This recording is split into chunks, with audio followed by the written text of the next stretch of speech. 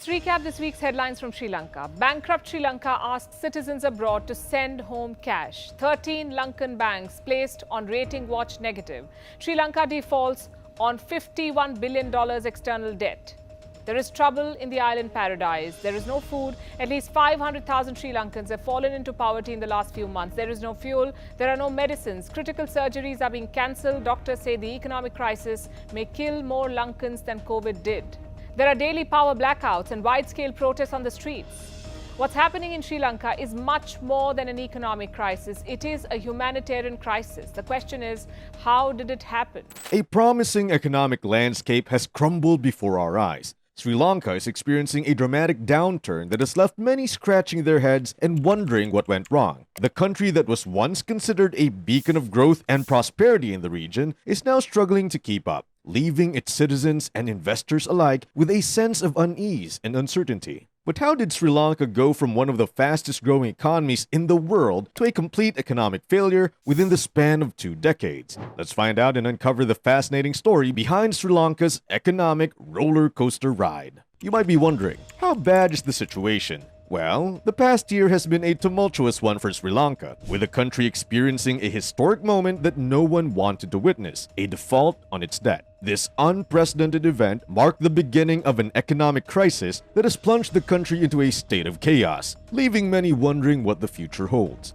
The government, once seen as a pillar of stability, has all but crumbled under the weight of this crisis, leading to widespread uncertainty and unease among the population. Sri Lanka is currently facing a storm, with rocketing fuel prices wreaking havoc on public services and causing never-ending queues that stretch for days. To make matters worse, food shortages have become a stark reality for many Sri Lankans, leaving thousands hungry and struggling to make ends meet. And to help conserve supplies, schools had to close, and people were asked to work from home. The government's massive debt burden, which currently stands at a staggering 101% of GDP, is projected to rise even higher to 120% by 2023. Over 500,000 people have fallen below the poverty line, according to estimates by the World Bank. This sobering statistic paints a bleak picture of the economic hardships that many Sri Lankans are facing, with the consequences likely to be felt for years to come. In the desperate bid to address the deteriorating situation, former President Gotabaya Rajapaksa declared an economic emergency, granting the military sweeping powers to regulate the prices of essential goods.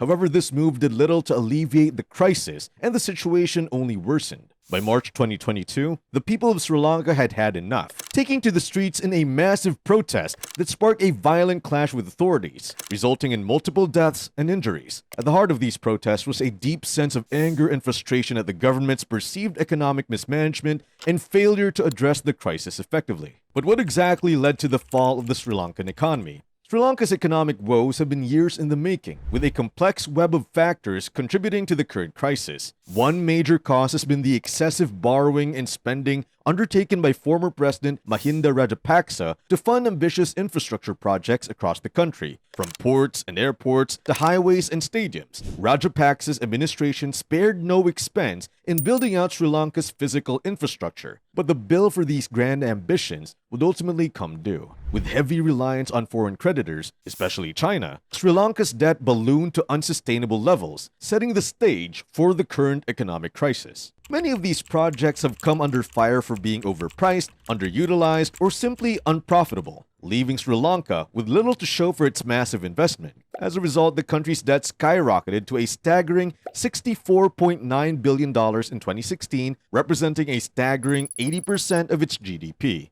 The foreign debt soared from $11.3 billion in 2005 to a staggering $56.3 billion by 2020. As a percentage of GDP, foreign debt accounted for a staggering 42% in 2019 before skyrocketing to a jaw-dropping 119% by 2021. The country's inability to service this debt eventually led to a preemptive negotiated default in April 2022, marking the beginning of the 2022 Sri Lankan sovereign debt crisis. The economic crisis in Sri Lanka has been further compounded by economic mismanagement and precarious policies by successive governments, former President Gotabaya Rajapaksa made some ill-advised decisions that worsened the economic situation. For example, he imposed a ban on chemical fertilizers in 2021, which has led to a decline in agricultural output and food security. In 2019, he implemented deep tax cuts, which reduced government revenue and widened the fiscal deficit. He also imposed import restrictions on many essential goods, such as fuel, food, and medicine, to conserve foreign exchange reserves. But these measures have backfired by creating shortages, inflation, and black markets. These policies have added to the challenges faced by Sri Lanka's economy and contributed to its downward spiral.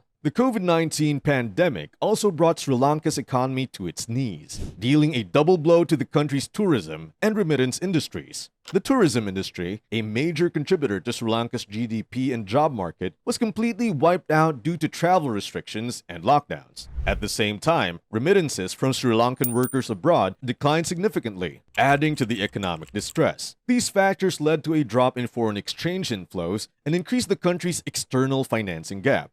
Sri Lanka is now grappling with the difficult task of reviving its economy in the aftermath of this unprecedented global crisis. The Russia-Ukraine conflict has also sent ripples all the way to Sri Lanka. As one of the world's largest tea exporters, Sri Lanka heavily relies on foreign trade, with Russia being a significant market. However, the ongoing tension between these countries has led to a sharp decline in tea exports from Sri Lanka. In addition, the tourism industry in Sri Lanka is also affected, as many Russian and Ukrainian tourists have had to cancel their trips due to travel restrictions. The resulting drop in demand for Sri Lankan tea and tourism services has only worsened the country's foreign exchange earnings, adding to the already dire economic situation. Imagine a country that decides to print money as a way to solve its budget deficits and cover government spending. It sounds like a good idea, right? Well, not in the case of Sri Lanka. The Central Bank of Sri Lanka's monetary policy, centered on money creation, resulted in the overprinting of money in record amounts. As a consequence, the Sri Lankan rupee devalued even further, making the country's already dire economic situation worse. Not only that, but this policy also contributed to rising inflation, making it harder for the people of Sri Lanka to afford basic goods and services. The political turmoil and corruption in Sri Lanka added fuel to the fire of its economic crisis. Former President Rajapaksa and his allies were accused of engaging in nepotism and corruption, which worsened the situation. Rajapaksa was accused of appointing his family members and loyalists to important positions in the government, military, and judiciary. His brother Basil is the finance minister, and his son Namal is the sports minister. But wait, it doesn't stop there. His nephew, Shashindra, is the state minister of paddy and cereals. However, nepotism and cronyism are just the tip of the iceberg. Rajapaksa has also faced accusations of misusing public funds and interfering in judicial proceedings. These practices have eroded transparency, accountability, and the rule of law in Sri Lanka, leaving citizens to bear the brunt of the economic crisis. Amidst the economic turmoil in Sri Lanka, a glimmer of hope emerged when the International Monetary Fund, IMF, and the World Bank announced their decision to step in.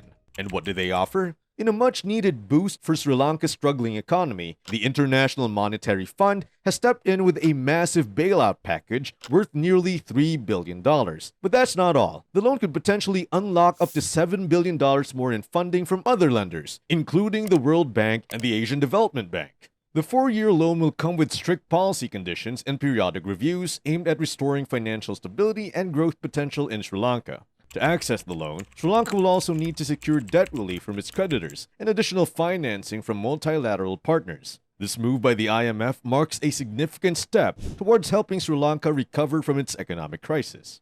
In 2022, Sri Lanka received a $600 million loan from the World Bank to tackle poverty and promote social welfare. But that's not all. The World Bank is also exploring ways to provide additional budgetary support through a comprehensive structural reform program. However, there's a catch. Sri Lanka must follow through on its IMF-supported program, which demands fiscal consolidation, governance reforms, and social protection. The World Bank's assistance could make a significant difference to Sri Lanka's economy, but only if the government remains committed to its promises. The International Finance Corporation, IFC, has also stepped in to provide a lifeline to Sri Lanka's import-dependent economy by offering a whopping $400 million cross-currency swap facility. This move is expected to help the country fund its essential imports, including medicine, food, and fertilizers. In a statement released on February 27th, the IFC revealed that 3 private banks would receive the facility, accounting for around 30% of the country's total imports. This much-needed funding injection comes as a major relief for Sri Lanka, which has been grappling with a severe foreign exchange crisis owing to a significant decline in exports and remittances. And what about China's interest in Sri Lanka even amidst this turmoil?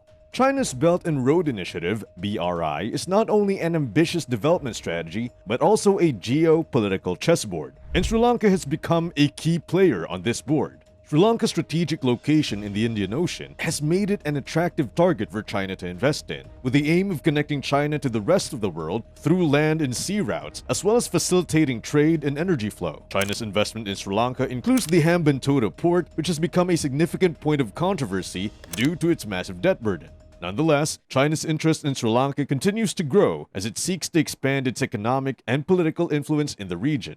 China's relationship with Sri Lanka has been growing stronger over the years, and the two nations share a deep economic connection. In fact, China is Sri Lanka's largest trading partner, with a bilateral trade volume of $4.4 billion in 2020. This economic cooperation has also led to a significant amount of Chinese investment in Sri Lanka, with China being the country's largest source of foreign direct investment, totaling $2.6 billion by 2019. To further cement their economic partnership, China has also provided Sri Lanka with various forms of financial aid, including loans, grants, and debt relief, to support its economic recovery and development. Sri Lanka's debt crisis is a ticking time bomb, with the country currently owing foreign lenders over $51 billion.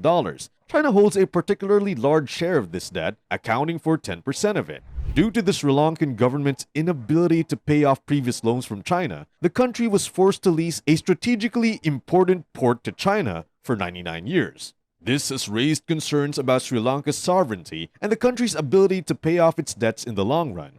The situation has also highlighted China's growing influence in the region and the risks associated with countries relying heavily on Chinese loans and investments. Do you think Sri Lanka can overcome this crisis and emerge even stronger than before? We'd like to know what you think in the comments section. And don't forget to like, share, and subscribe to stay up to date on the latest news about what's happening in the world today. Thanks for watching.